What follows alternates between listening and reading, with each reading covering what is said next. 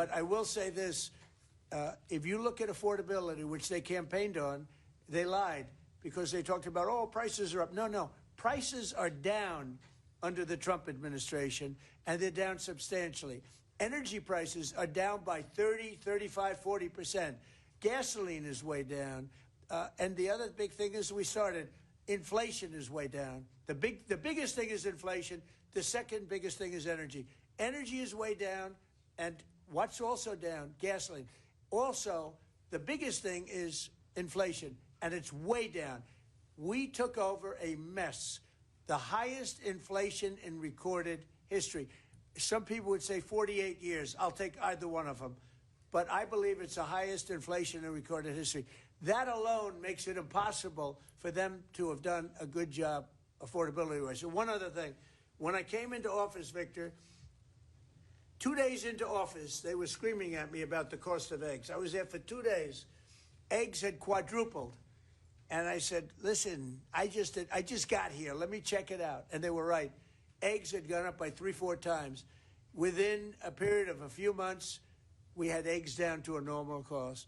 We did a great job on groceries and affordability. The only problem is the fake news. You people don't want to report it. And, in fact, I'd like to ask Caroline. Where's Caroline? I'd like to ask Caroline a question. Where is she? Did she? Uh-oh. She deserted us. She deserted me. Our great Caroline superstar deserted me. Anyway, she's right outside.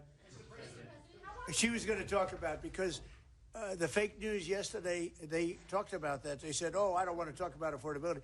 The reason I don't want to talk about affordability is because everybody knows that it's far less expensive under Trump than it was under Sleepy Joe Biden.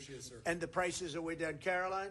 Yes, sir. Could you discuss that question that was asked and how it was asked in such a fake, disgusting manner by the fake news? Yeah, and I just saw it asked again here, and it's very unfortunate that the reporters in this room refuse to address, sir, what you just said, which is that you inherited the worst inflation crisis in modern American history, and you are fixing it in 10 short months. And your entire administration has been tasked with this effort, from Treasury Department to Agriculture Department to the National Economic Council right here at the White House. They are slashing regulation. He signed the largest middle-class tax cut in 6 months. In 6 months, in record time, putting more money back into the American people's pockets. So affordability is what the American people elected this president to do, and he is doing it, and you guys refuse to cover it, and you refuse to cover that the previous administration created the worst unaffordability crisis in American history. And I've been watching the TV all day saying that he doesn't want to talk about affordability. That's what he's working on every day, and that's what this administration is doing. Right, but you know why they refuse to cover it? Can I because they're fake news. That's why. Go ahead. Can I get her someone? Sure. Caroline, the Prime Minister would like you to work for him in Hungary. Please consider. Please consider. You know what? That's a very good decision you just made. Please don't leave us, Caroline. Yeah, please. You spoke to Republican senators. They do not seem interested right now in getting rid of the filibuster. That's too bad. They're making a big mistake. That's right. No, but they're coming my way. You're right. Wait a minute. The way to do it for the Republicans is to terminate the filibuster. They call it the nuclear option. This is the second form of nuclear. Very good. Very good. This is a good form. This is not a bad form. I would have been in favor of that a long time ago. But you know the Democrats are going to do that. And most of you will admit the Democrats are going to do that. So why aren't we doing it? And I think only a foolish person would be against that, especially when you realize that these are crazed people. These people are absolutely crazed, Trump derangement syndrome, whatever it may be. And I am totally in favor of terminating the filibuster. And we would be back to work within 10 minutes after that vote took place.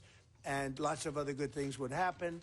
And it doesn't make any sense that a Republican would not want to do that. If they're not going to do that, then it seems like you'd have to make a deal with Democrats to end the shutdown. Here's some of the things that we'd pass if we terminated the filibuster.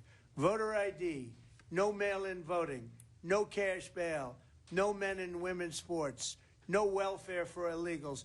You could go on and on. This is 2 pages of things we'd do if you did that.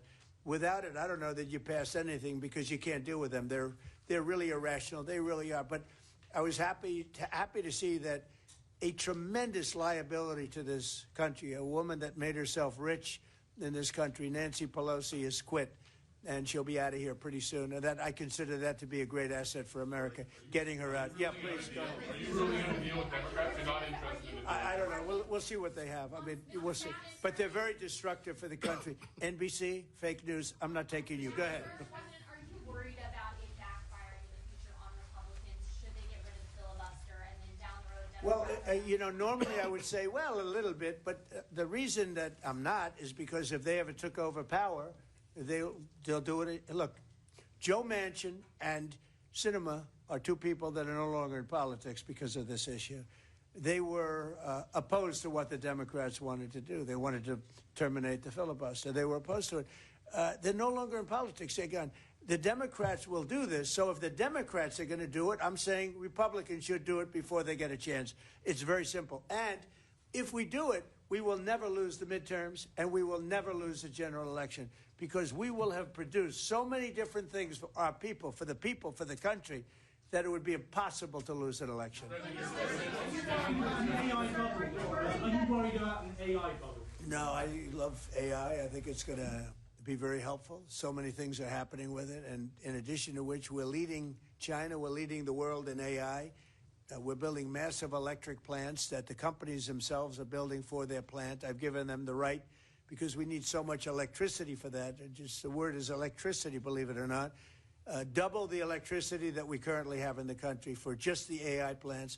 And I've allowed those companies to rebuild and build electric plants along with their facility. We're getting approvals done in less than a month, sometimes in 2 weeks, for massive, beautiful, massive buildings. And no, I'm totally in favor of it. I think it's really going to be the wave of the future, and we're leading the world. We're leading everybody by a lot. How long do you think the shutdown will last? Mr. President, how long do you think the shutdown will last? I don't know. It's up to the Democrats. The Republicans have voted 14 times to open up the country, and the Democrats have voted 14 times to hurt the country, really. They should approve it, but they might not. That's why I like the fact that we terminate the filibuster. If we terminate the filibuster, the country will be open within 10 minutes after that termination, because we'll take a second vote, which is the opening of the country, and the Republicans will vote to open the country. That's one of the reasons, not the major reason, by the way. I think it's less important than the other things that we get. But if we terminate the filibuster, the second vote that we will take will be to open up the country. It'll take 10 minutes, and the country will be open. Is there any room for bipartisanship? Because it seems like that's the main purpose of the filibuster, is to create some sort of compromise. So Well, it didn't work, obviously. So how You're do you right. That encourage was the purpose bipartisanship? of the filibuster, bipartisanship, but that didn't work. So are you saying the next 3 years in Washington there shouldn't be? Well, no. If the filibuster is terminated, we will have the most productive 3 years in the history of our country. If the filibuster is not terminated, then we will be in a slog with the Democrats, and very little for either party will be done. So it's a good thing. Thank you very much, everybody. Thank you very much. Thank you.